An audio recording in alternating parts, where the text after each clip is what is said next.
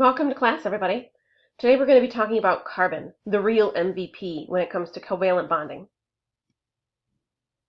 So continuing on our unit big idea about the 6 most common elements in organic molecules, we're going to focus on 3 targets today, but don't get overwhelmed. They're all related to organic compounds and carbon. So you need to be able to recognize that for a compound to be considered organic, it needs to have the element carbon in it. That carbon atoms are the building blocks of molecules that are essential to life. So you'll learn what those are a little bit later, but think about like carbon dioxide or glucose, which is sugar, which we eat and build with, and that's based on carbon. And all of that is because that we need to recognize that carbon's ability to combine with 4, up to, not always, but up to 4 other atoms is what makes it unique. So those are your 3 learning targets that we're going to cover today. All right, so consider this a warm-up. We're going to look at the atom magnesium, which is right over here, and we're going to see that magnesium has 12 total electrons, but if you remember when we talked about bonding basics, we don't care about all of the electrons. In magnesium, we only care about the ones that are on the outermost energy level or shell. You'll learn about all those in chemistry, but the outermost edge or the valence electrons. So the question you have posed for this little warm-up is how many valence electrons does magnesium have? So if it has 12, we can count. There's 2 in the innermost. There's 1, 2, 3, 4, 5, 6, 7, 8 in the middle. And then there are 1 and 2 in the outermost edge. All right, so the answer then is 2. You would have picked 2 valence electrons. We care about that because when we talk about carbon today, we're going to learn about how many it has. The bonds between atoms occur in the valence shell. They can either lose them, gain them, or share them. So yesterday we learned about sharing, covalent bonding.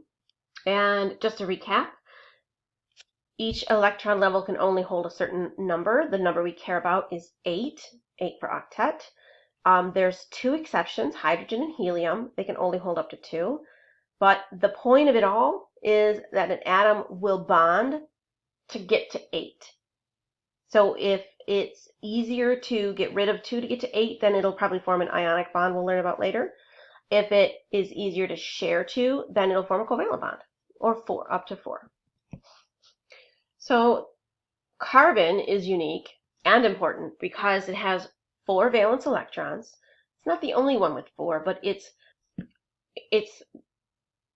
happy and content to either share, to just share. It doesn't have a need to grab and steal electrons from other atoms. So it's not going to form an ionic bond by losing or gaining. It's always going to share. It's very nice. It's a very nice atom. Because it prefers to share, and it can share with up to 4, it has the ability to form a foundation for large molecules that we use every day in our homeostasis, right, in our metabolism. And so those large molecules usually have these long backbone chains of carbon. Sometimes they're small, but that's the great thing about carbon is its versatility. So the compounds, large molecules that carbon usually forms are called organic molecules. So you can see here there are 4 spaces where they can share an electron by offering one with another atom. 1, 2, 3, 4.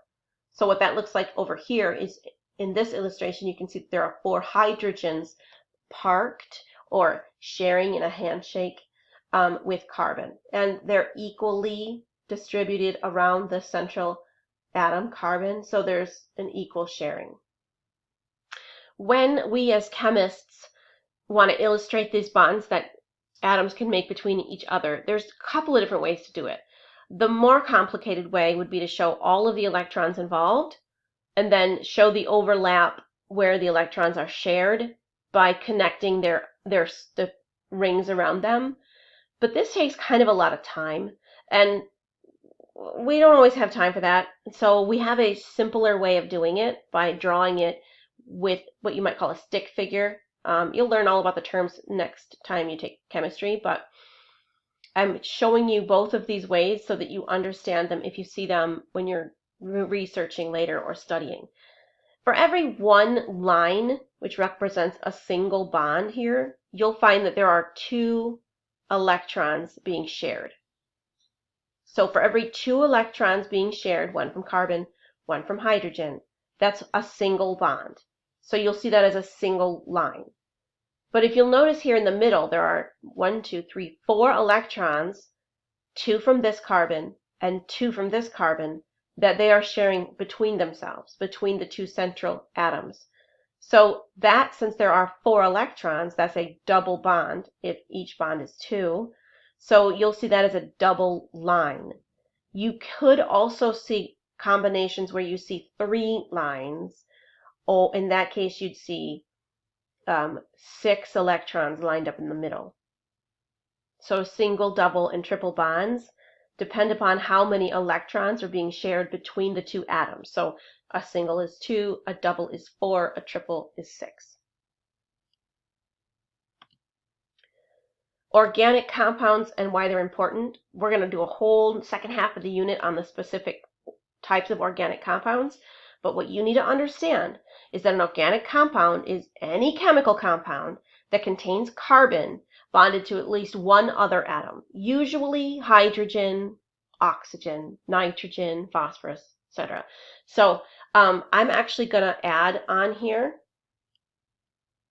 some more elements here just to remind us. We talked about this the other day, but remember what we acronym we used was CH. Oopsie. CHONP. So those are the and S, right? You're right, I forgot. CHONPS.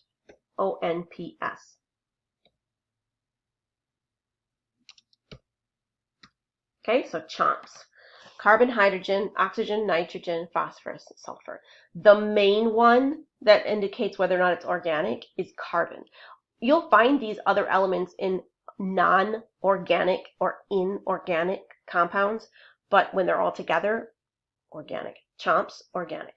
So organic isn't just what I mean when you go to Meijer and you buy your fruit organic or your beef organic. It just means organic, meaning origin of life. So think about that. Organic is life, living substances.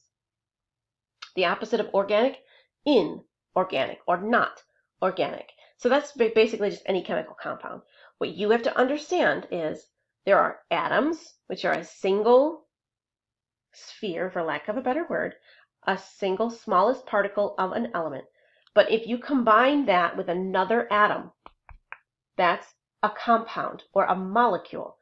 If it's 2 of the same atoms, like say 2 oxygen atoms together, that's a molecule. If it's an oxygen and a hydrogen, that's a compound. Just like if you combine 2 different words, like did and not, you'd get didn't. That's a compound word.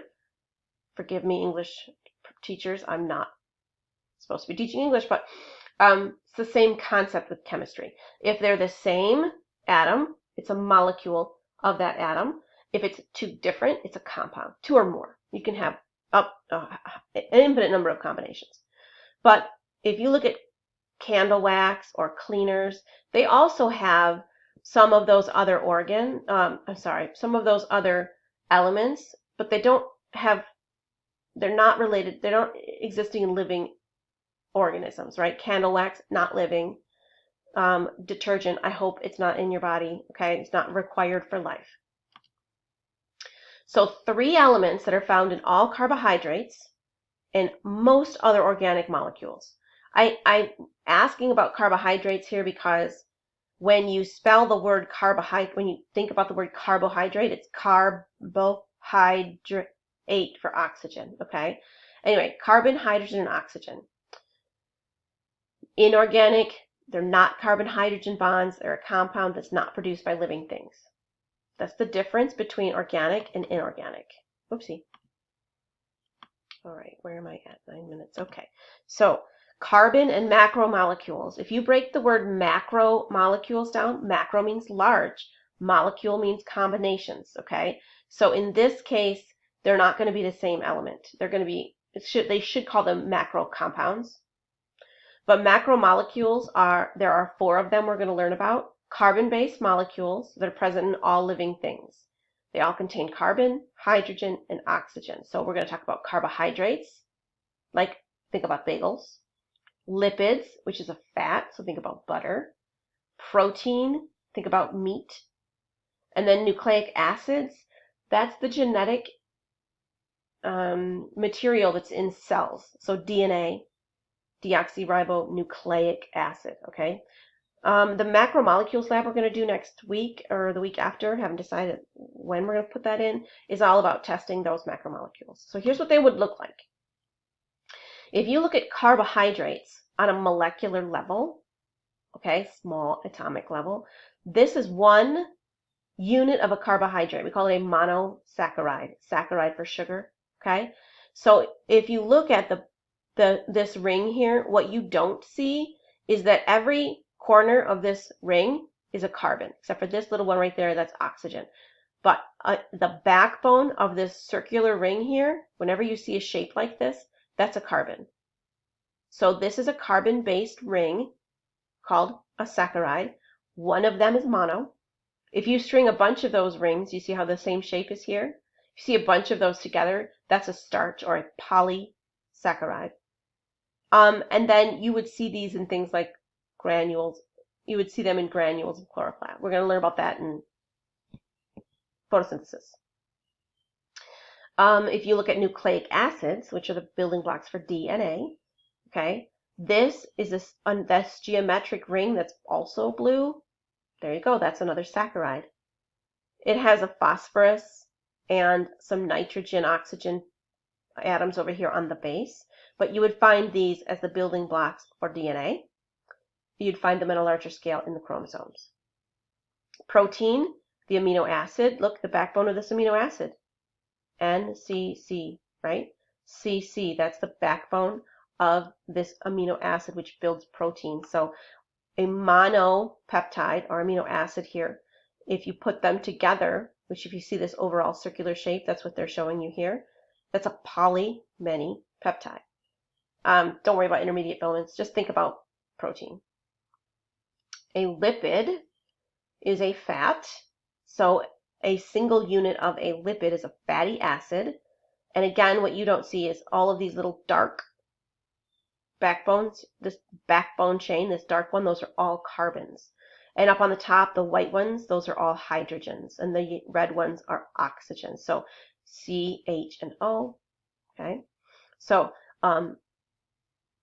you would find fatty acids in something called triglycerides. If you've ever went, or you've heard of the doctor say, oh, your cholesterol is high, your triglycerides are high, etc. You'll find them in the body in adipose or fat cells. So think butter, oil, anything that has that property. All right, so just in summary, carbon binds with 4 different molecules, atoms, I should say, 4 other atoms at a time, but any of them, especially hydrogen, oxygen, and nitrogen. There's 4 valence electrons, so up to 4 bonds, and the 4 macromolecule types it can make are carbohydrates, lipids, proteins, and nucleic acids, which we're going to break down all in the second half of the unit. So you need to take a minute and decide how you're feeling about these 3 learning targets. Can you recognize that organic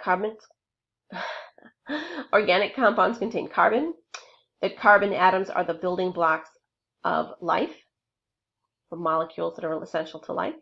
Recognize that carbon's ability to combine with up to 4 atoms of varying types makes it unique. Okay, that's what you need to know from this little bit of a lesson.